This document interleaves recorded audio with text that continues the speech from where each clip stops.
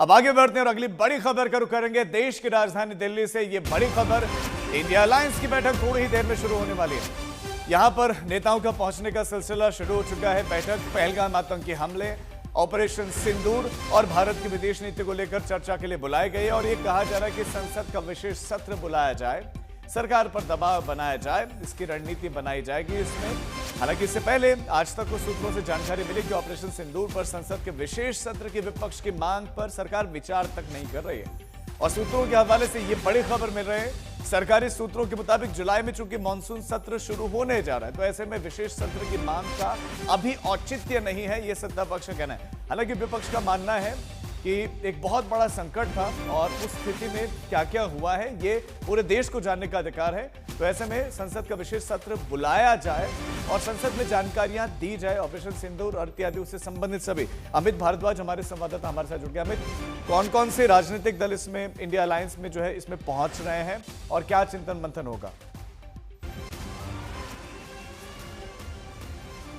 राजीव, देखिए, India alliance के लगभग सभी घटक दलों ने ये मांग की है कि स्पेशल सेशन पार्लियामेंट का रखा जाए ऑपरेशन सिंदूर और खास तौर पे पहलगाम टेरर अटैक और उसके बाद पाकिस्तान समर्थित आतंकवाद से भारत किस तरह से निपटने वाला है, इस बात की जानकारी संसद को दी जाए। ये मांग थी। कांग्रेस पार्टी से लेकर तृणमूल कांग्रेस ने इसको लेकर कवायद शुरू की थी। लगभग 12 पार्टियों को ऑन बोर्ड पिछले हफ्ते ही ले लिया गया था। इस वक्त जहां मैं खड़ा हूं कॉन्स्टिट्यूशन क्लब में, यहाँ तृणमूल कांग्रेस पार्टी, शिवसेना से उद्धव गुट से संजय राउत, रामगोपाल यादव समाजवादी पार्टी से, आरजेडी से मनोज झा, इन तमाम नेताओं की आने का दौर शुरू हो गया है।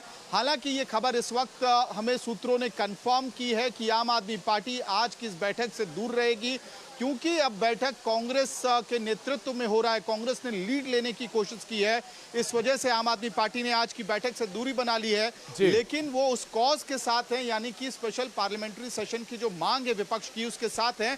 कुल मिला के आज रणनीति है सरकार पर दबाव बनाने की, ताकि संसद का दबाव बनाने, प्रेशर बनाने का प्रयास। बहुत शुक्रिया आपका इस जानकारी के लिए। इंडिया अलायंस के नेताओं की बैठक ऐसे समय में हो रही है जब कांग्रेस के सलमान खुर्शीद का बयान भी गर्म है और विदेश गए हुए प्रतिनिधिमंडल में विपक्ष के भी बहुत सारे नेता शामिल हैं।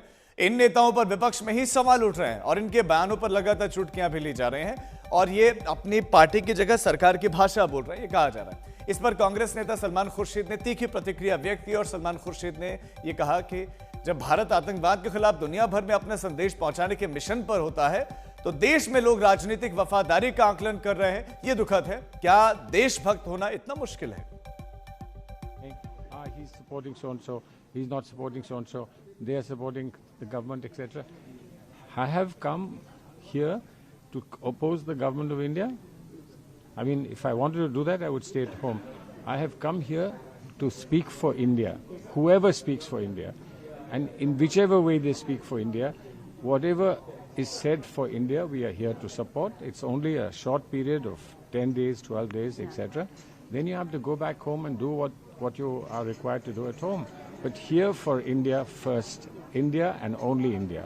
नहीं, सब लोग देश के लिए साथ हैं। श्री सलमान खुर्शीद जी ने जो कहा है वो बहुत अच्छी बात कही है कि देश सबसे बड़ा होता है, देश पहले होता है। लेकिन कांग्रेस के नेताओं का जो गांधी परिवार की परिक्रमा करके राजनीति में जिंदा हैं और श्री राहुल गांधी और श्री मल्लिकार्जुन खड़गे जैसे तमाम नेता जो लगातार पाकिस्तान चालीसा पढ़ रहे हैं और ऑपरेशन सिंदूर के माध्यम से जो भारत को सफलता मिली है उस सफलता पर सवाल उठा रहे हैं और पाकिस्तान सेना, पाकिस्तान सरकार, पाकिस्तान में पलने वाले आतंकवादियों को प्रश्रय देने का जैसे काम कर रहे हैं, उनका ये आचरण है।